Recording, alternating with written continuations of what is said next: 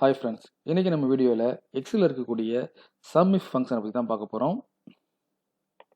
இதுவரை நம்ம சேனல் நீங்கள் சப்ஸ்கிரைப் பண்ணிங்க, பக்கத்தில் இருக்கக்கூடிய இந்த பெல் பட்டனை கிளிக் பண்ணிங்க. அப்போ தான் நாங்கள் அப்லோட் பண்ணக்கூடிய புதிய வீடியோக்கள் உங்களுக்கு நோட்டிஃபிகேஷனில் வரும். SUMIF ஃபங்க்ஷன் ஏன் பயன்படுத்துகிறோம், எப்படி பயன்படுத்துகிறோம், அதாவது SUMIF ஃபங்க்ஷனை எதுக்காக நம்ம பயன்படுத்தணும், எப்படி பயன்படுத்தணும் அப்படிங்கிறத பற்றி தான் இந்த வீடியோவில் நம்ம பார்க்க போகிறோம். இப்போ எக்ஸாம்பிள் அந்த டேபிள் எடுத்துக்கிட்டோம். சம்முக்கும் SUMIFக்கும் உள்ள என்ன வித்தியாசம் அப்படிங்கிறத நீங்கள் தெரிஞ்சுக்கிட்டாக்கா உங்களுக்கு SUMIF ஏன் பயன்படுத்துகிறோம், எதுக்காக பயன்படுத்துகிறோங்கிறத ரொம்ப எளிதாக புரிஞ்சுக்க முடியும். எக்ஸாம்பிளாக இந்த டேபிள் நம்ம எடுத்துக்குவோம். இதில் பாருங்கள், ஒவ்வொருத்தரும் எவ்வளோ கலெக்ஷன் பண்ணியிருக்காங்க டீட்டெயில் இருக்குது. இந்த மாதத்தில் ஒவ்வொருத்தரும் எவ்வளோ கலெக்ஷன் பண்ணியிருக்காங்க அப்படிங்கிற டீட்டெயில் ஃபுல்லாக இதில் இருக்குது. இப்போ மொத்தமாக இவங்க எல்லாரும் சேர்ந்து இவங்களுடைய டோட்டல் கலெக்ஷன் என்ன அப்படிங்கிறத பார்க்குறதுக்கு நம்ம சம் ஃபங்க்ஷனை பயன்படுத்தி இவங்களுடைய கலெக்ஷன் எவ்வளவு அப்படிங்கிறத, டோட்டல் கலெக்ஷன் எவ்வளோங்கிறத பார்த்துடலாம். பாருங்க, 35,849 ரூபா தான் இவங்களுடைய டோட்டல் கலெக்ஷனு. இதுவே ஒரு இண்டிவிஜுவல் பர்சன் அவருடைய இண்டிவிஜுவல் கலெக்ஷன் மட்டும் எவ்வளவு அப்படிங்கிறத பார்க்கறதுக்கு தான் நம்ம SUMIF ஃபங்க்ஷனை பயன்படுத்துகிறோம். இப்போ எக்ஸாம்பிளாக இந்த கோபிங்கிறருடைய கலெக்ஷன் எவ்வளவு, அவருடைய இண்டிவிஜுவல் கலெக்ஷன் மட்டும் எவ்வளவு அப்படிங்கிறத பார்க்கறதுக்கு SUMIF ஃபங்க்ஷனை பயன்படுத்தி நம்ம பார்க்கலாம். அது எப்படிங்கிறத பார்ப்போம். SUMIF ஃபங்க்ஷனை பயன்படுத்துறதுக்கு முன்னாடி அதில் இருக்கக்கூடிய ஆர்கியூமெண்ட்ஸ்லாம் நம்ம பார்த்துடலாம். அதில் 3 ஆர்கியூமெண்ட் இருக்குது. என்னென்னாக்கா ரேஞ்ச், கிரிட்டீரியா, சம் ரேஞ்ச், இந்த 3 ஆர்கியூமெண்ட் அதில் இருக்குது. இப்போ நம்ம என்ன பண்ண போகிறோம், நமக்கு என்ன தேவை அப்படின்னாக்கா நம்ம என்ன பண்ண போகிறோம், ஏற்கனவே நம்ம சொல்லியாச்சு. நமக்கு இந்த கோபி அப்படிங்கிறவருடைய இண்டிவிஜுவல் இன்கம் எவ்வளவு அப்படிங்கிறத தான் பார்க்கணும். அதுக்கு தான் நம்ம SUMIF ஃபங்க்ஷனை பயன்படுத்துகிறோம். இந்த கோபிங்கிறவர் இந்த மந்த்தில் ஒரு 3 கலெக்ஷன் பண்ணியிருக்கிறாரு. பாருங்க, 1 2 அப்புறம் இந்த இடத்துல 3 கலெக்ஷன் பண்ணியிருக்கிறாரு.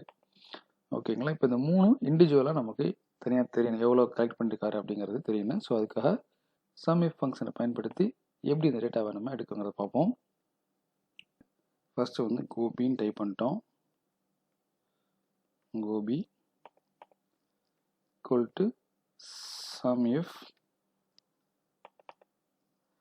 ஃபர்ஸ்ட் என்ன கேட்குது, ரேஞ்ச் கேட்குது. என்ன ரேஞ்சு, இப்போ F காலம் தான் ரேஞ்ச். அதாவது இந்த நேமில் இருக்கக்கூடிய யாரோ ஒரு இண்டிவிஜுவல் பர்சனை பற்றி நம்ம பார்க்க போகிறோம். அதனால் டோட்டல் ரேஞ்ச் டோட்டல் நேம்லேருந்து நம்ம எடுத்துடுறோம். பாருங்கள், எல்லா நேமையும் நம்ம செலக்ட் பண்ணியாச்சு.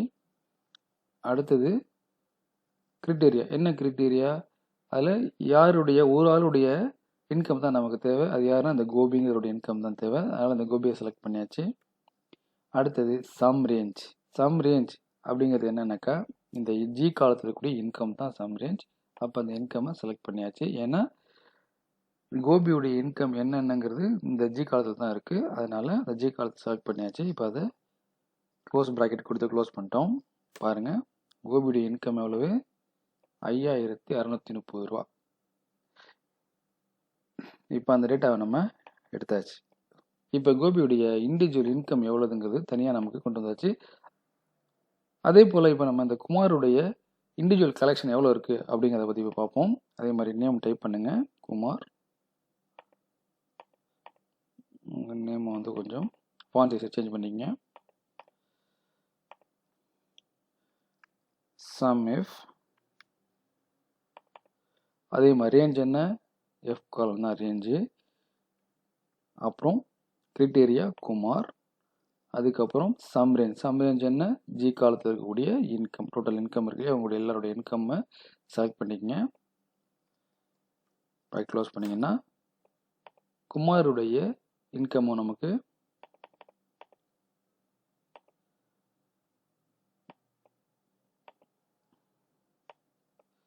இப்போ குமாருடைய இன்கம் எவ்வளோங்கிறதும் கிடச்சி போச்சு. சரிங்களா.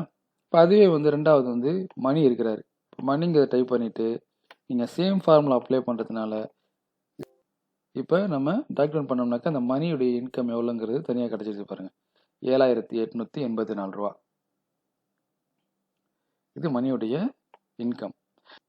இதுவரையும் நம்ம SUMIF ஃபங்க்ஷனை எப்படி பயன்படுத்துறதுங்கிறத பற்றி பார்த்தோம். இந்த வீடியோ உங்களுக்கு பிடிச்சிருந்துச்சுனாக்கா லைக் பண்ணுங்கள், கமெண்ட் பண்ணுங்கள், உங்கள் ஃப்ரெண்ட்ஸுக்கு ஷேர் பண்ணுங்கள்.